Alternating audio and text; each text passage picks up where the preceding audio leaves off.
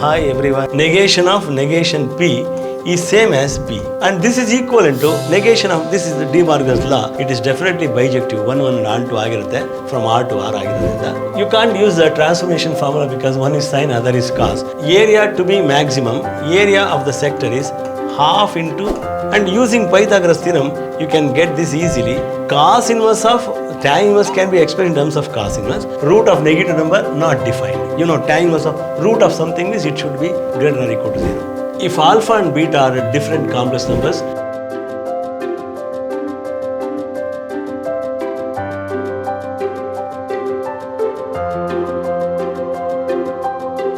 next, even this cubic equation, you don't have this, you can skip this. The value of this is a binomial coefficient. We know that C0 plus 10C0 plus 10C1 plus 10C2 plus etc. 10C9 plus 10C10 is equal to 2 to the power of 10. That's the property, you know, NC0 plus NC1 etc. NCN up to C0 to NCN is 2 power n. Here n is 10. This result you have using this C0 plus C1 plus C2 etc. Cn, where n C0 stands for NC0 is 2 to the power of n. This idea I use. But you are asked to find only this value. The first and last term missing here.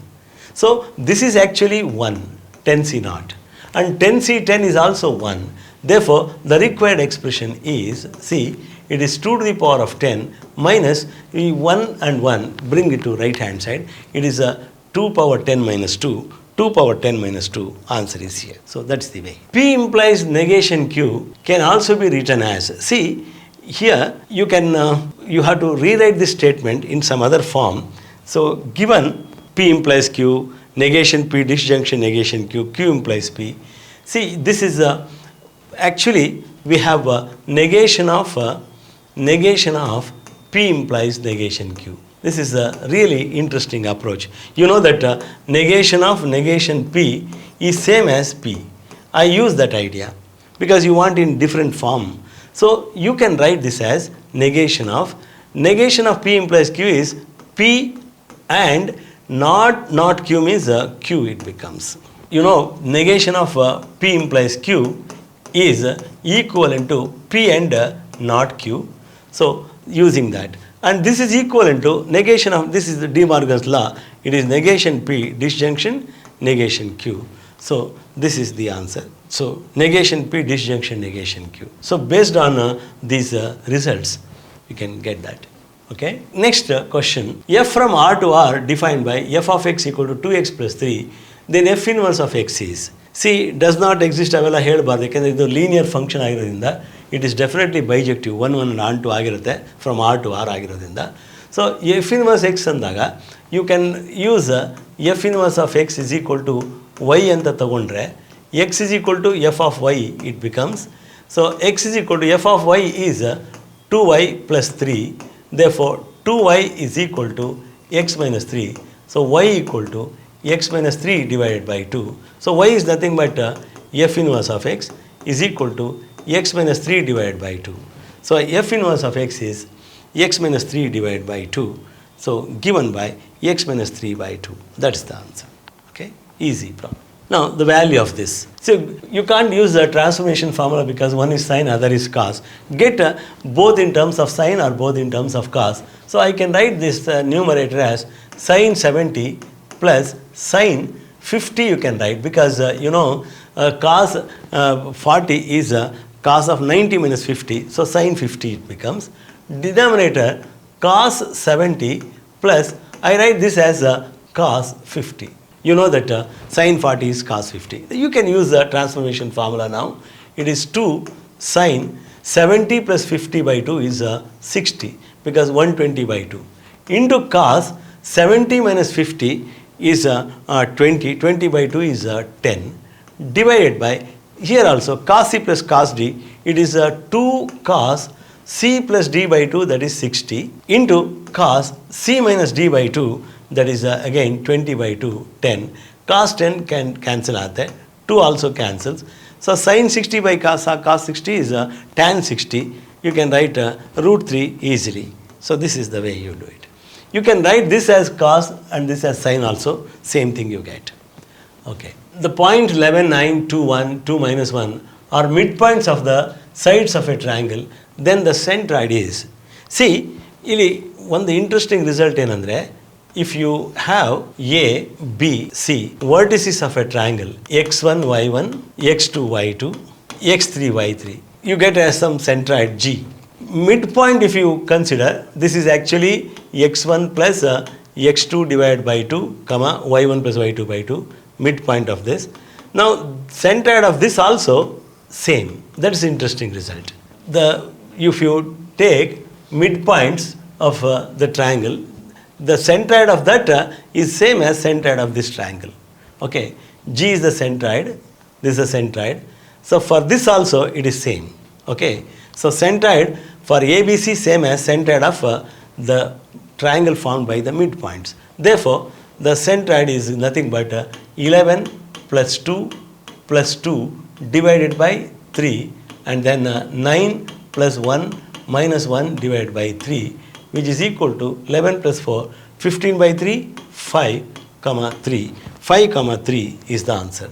So it's very, very interesting result. Okay. The reflection of the point 1, 1 along the line y equal to minus x. See, y equal to minus x is nothing but x plus y equal to 0. X plus y equal to 0. Reflection about the line. See, this is a line. Reflection of a point about the line means you must know the midpoint of that should lie on this line. And also the join of this is perpendicular to this. So you can use both the ideas. See, I have 1, 1. What is slope of this line? Minus 1 by 1, minus 1. Now I select the point which gives you slope 1. See, what is slope of the line joining 0, 0 and 1, 1? It is 1 minus 0, 1 by 1 minus 0, 1. So 1. So it is quite possible. So if you take the ratio of this 1 minus 1, 0 by 0, it is not possible. Again, taking this minus 1 is minus 2, minus 1 is minus 2. So this also gives you the same slope. So it is quite possible. And 1 minus 1 if you take, again it is not possible. So it is between A and C. One of the two is the answer. Right? Reflection. Now to eliminate one of them, what you need to do, take midpoint of this with that. Midpoint of 0, 0 and 1, 1. Midpoint is half, comma half, which see, it doesn't satisfy this equation, half, comma half. But whereas this one, if you take midpoint of this, minus 1, 0, minus 1 plus 1, 0, and minus 1 plus 1, 0, this definitely satisfies this equation. So midpoint satisfies that. Therefore, the answer is minus 1, comma minus 1. So answer is C here. The number of circles that touch the coordinate axis and the slope is minus 1, which is again not in the new syllabus. You can skip that. F of x is even, then f dash x is odd. It's a very simple, straightforward question, because you know f of x is even means f of minus x is f of x, even function definition. Now f dash means differentiate f dash of minus x into minus 1, because differentiating, applying chain rule, is equal to f dash x, differentiating right hand side. Therefore, f dash of minus x is equal to minus f dash of x. You can see now f dash of minus x is minus f dash of x. Therefore, f dash is odd. Therefore, derivative of even function is odd function. Next question. The perimeter of a sector is a constant. If the area has to be maximum, then the sectorial angle is. See, perimeter of a sector is a constant. Area is maximum. Please see, you have a sector. Its perimeter is given A, B and O if you take. The perimeter is R plus L. This is length of the arc. Okay, this is R, is given to be constant P. Perimeter is constant. Therefore, you have a 2R plus L is equal to constant P. You know this. Now, what is area of the sector? Area to be maximum, area of the sector is half into r squared into theta.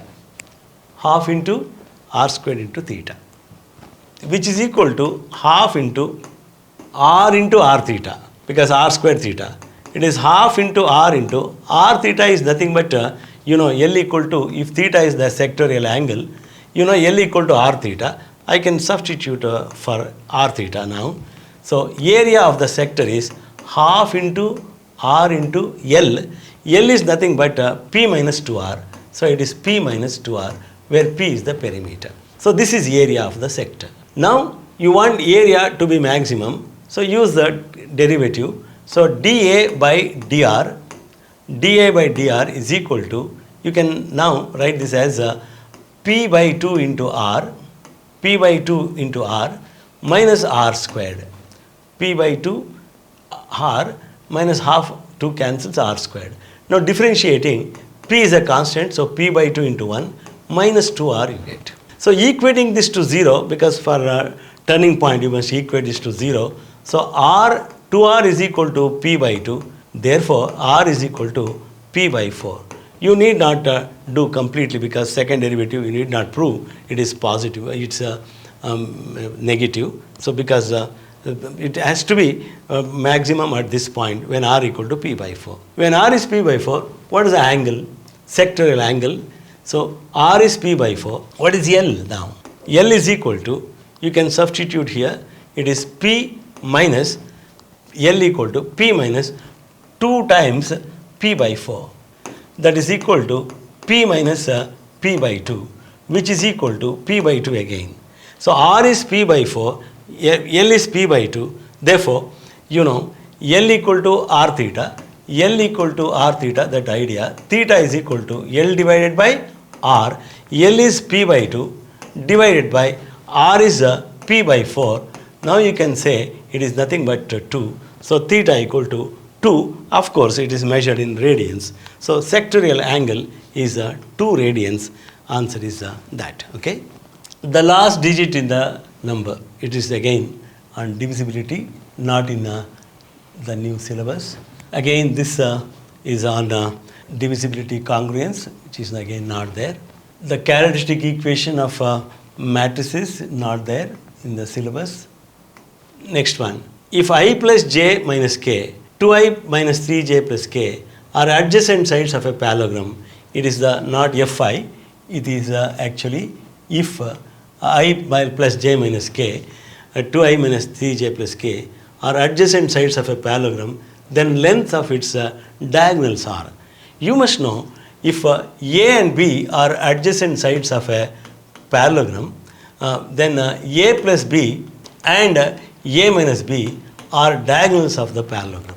Okay, so diagonals are, you just add them. A plus B is 3i minus 2j, 3i minus 2j, and then plus 0k. And the other diagonal is the difference of that. It is minus I, j minus of minus 3j plus 4j, and then minus k is minus 2k. So these are the diagonals. Lengths of the diagonals means magnitude of A plus B and magnitude of A minus B. Length of the diagonal, magnitude of A plus B and magnitude of A minus B. So it is nothing but a square root of 9 plus 4, which is equal to square root of 13. Root 13 you have in 2 answers. So take this also. Root of 1 plus 16 plus 4, it is square root of 21. Root 21 and root 13, that is the answer. Answer is D. Okay. The volume of a parallelepiped formed by non-coplanar vectors ABC is 4 cubic units. In fact, it's again, you can argue this is not in the syllabus, but one, if you know, this is nothing but a scalar triple product ABC squared. This one idea, if you know, you can equate this to 4. Therefore, this is actually given to be 4, because box ABC, this is box ABC is 4 given. Box ABC is given to be 4. Volume of the parallelepiped is given 4. Therefore, that squared is 4 squared agate. It becomes 16. Again, you can say this is not in the syllabus. If it is plus, then surely it is 2 times that. Okay. So you can skip that question also. Again, in the subgroups, it's not in your new syllabus. Here also, you can skip this question also. The number of real solutions of the equation. This is a fantastic problem.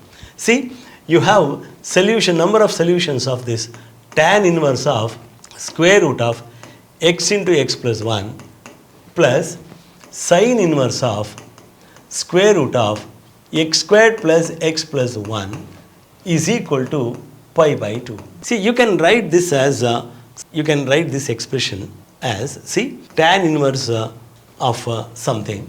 You can write in terms of cos inverse. You have in this triangle tan inverse of square root of x squared plus x, you can write, is equal to theta if you take. So what is tan theta?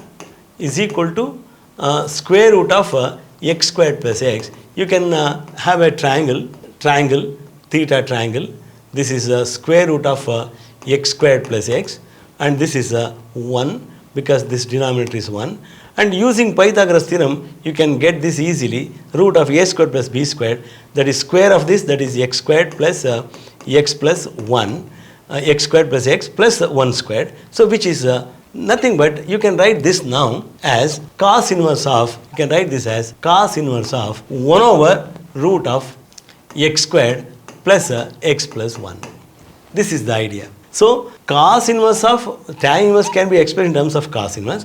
Cos inverse of 1 over root 1 plus x squared plus x plus 1 plus sine inverse of root x squared plus x plus 1 is pi by 2, means these two should be same. Therefore, 1 over, you know that cos inverse x plus sine inverse x equal to pi by 2. Therefore, 1 over root of x squared plus x plus 1 should be equal to square root of x squared plus x plus 1. Simple idea, because cos inverse x plus sine inverse x is 1. This is, if you take it as 1 unit, this should be same as that. Otherwise, you don't get pi by 2. Now cross multiply, you get x squared plus x plus 1 is equal to 1. Cancel 1, 1. So you get x into x plus 1 is equal to 0. Therefore, either x equal to 0 or x equal to minus 1. So the number of real solutions is 2. Answer is 2. This is the way usually you do. But I have a very interesting method using concept of numbers and domain range. Very interesting approach. See, tan inverse of something means it has to be x into x plus 1, that is x squared plus x should be greater than or equal to 0. Otherwise, root of negative number not defined. You know, tan inverse of root of something means it should be greater than or equal to 0. Now, see here, same x squared plus 1, suppose it is greater than 0, then you are in trouble because already 1 is there. 1 plus more than 0 means it is more than 1. Sin inverse more than 1 is not defined. Therefore, x squared plus x should be less than or equal to 0 is also correct.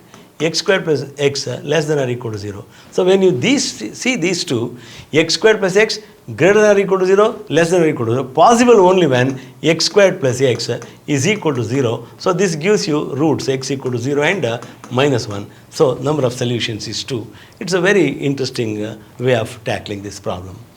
Okay.